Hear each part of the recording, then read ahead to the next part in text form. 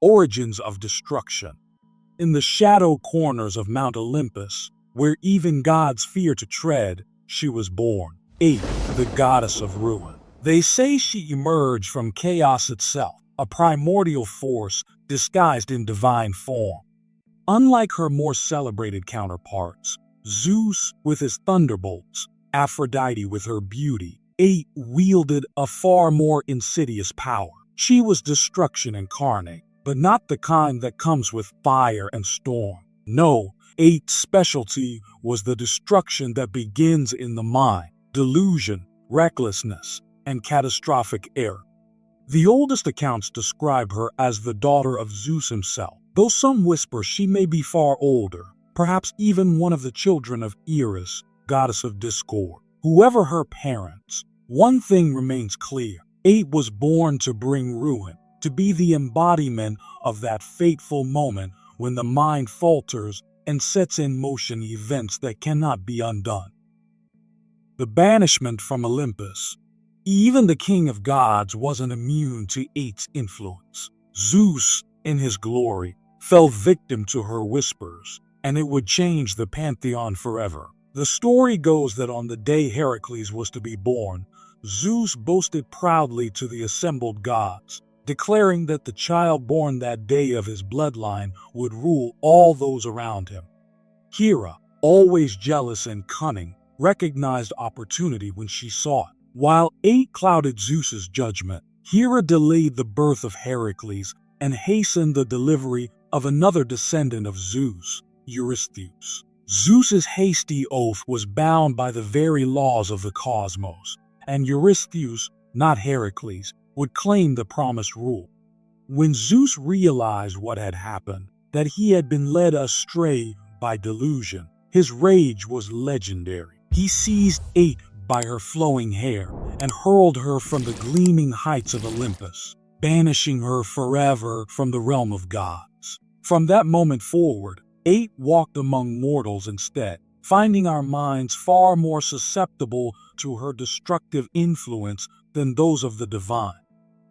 8's whispers in mortal minds.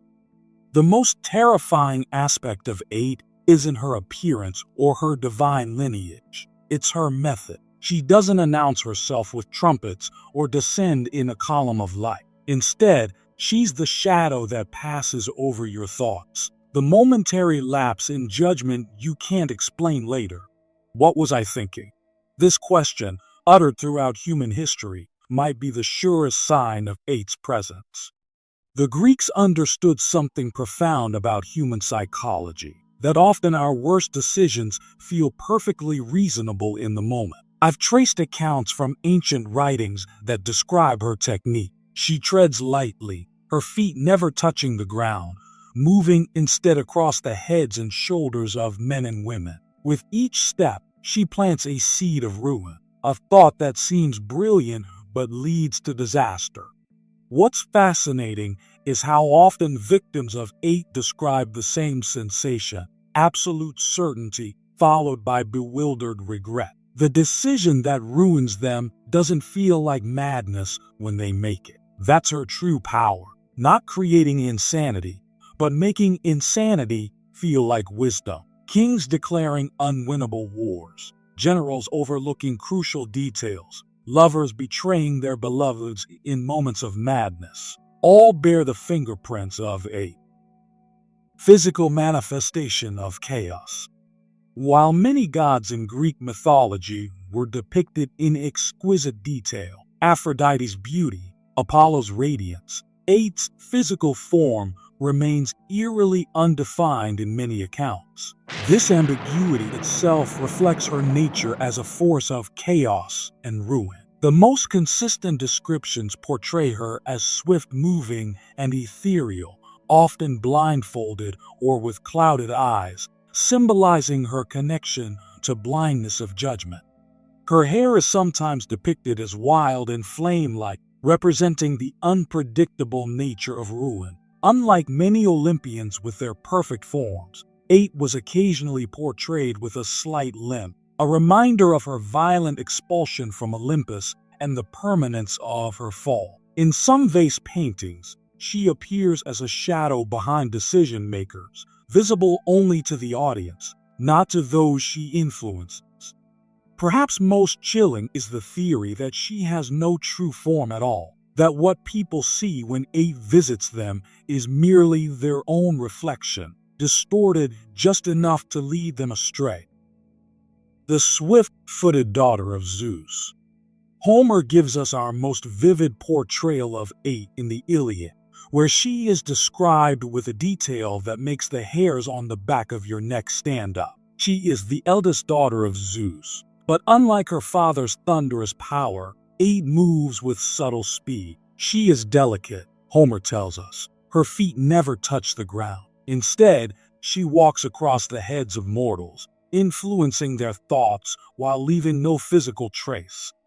Her swiftness is particularly terrifying. In Greek mythology, the capacity to move quickly was often associated with divine power. Hermes with his winged sandals, Iris carrying messages across the heavens. But 8's speed serves a darker purpose. She can outrun consequences, staying always one step ahead of understanding. By the time you realize 8 has visited you, the damage is already done. This swiftness creates a particular tragedy. In many myths, characters experience a moment of clarity. They see their error, recognize 8's influence, but only after they've set in motion events that cannot be reversed. The revelation always comes too late. It's like recognizing you've taken a fatal poison only after you've swallowed it. Symbols and representations. In the fragmentary evidence that remains of 8's worship and representation, certain symbols consistently emerge. The blindfold is perhaps most common, representing her connection to blind folly and poor judgment. But there are subtler emblems that ancient Greeks would have recognized instantly as her markers. The broken scale showing how 8 disrupts proper measure, the overturned cup representing how quickly fortune can spill away. What's particularly interesting from a mythological perspective is how 8 symbols often invert those of other gods. Where Athena has the owl of wisdom, some rare depictions show 8 with a moth, attracted to light, but destroyed by it. While Apollo carries the bow of far-seeing accuracy, 8 sometimes holds a broken arrow, symbolizing aims that go astray. The Troy connection. The Trojan War, history's most famous conflict, bears 8's fingerprints across its entire bloody tapestry. In fact, one could argue that the entire decade-long struggle was her masterpiece of ruin. The Trojan horse itself might be seen as 8's final flourish in the conflict, a moment where the Trojans, after successfully defending their city for a decade, make the catastrophic error of bringing destruction within their very walls. It's the perfect embodiment of her power, the ability to make disaster look like deliverance. Homer tells us that as Troy burned, only then did its citizens fully comprehend how thoroughly they had been visited by divine delusion. 8 versus the Litae, prayers. In one of mythology's most fascinating dynamics, Homer tells us about the cosmic balance to 8's destructive power, the Litae, or prayers. These goddesses, also daughters of Zeus, follow in 8's wake, attempting to repair the damage she causes. The contrast between them is striking. Where 8 moves with terrifying speed, the Litae are described as old, lame, and slow-moving. Their eyes are downcast rather than blindfolded.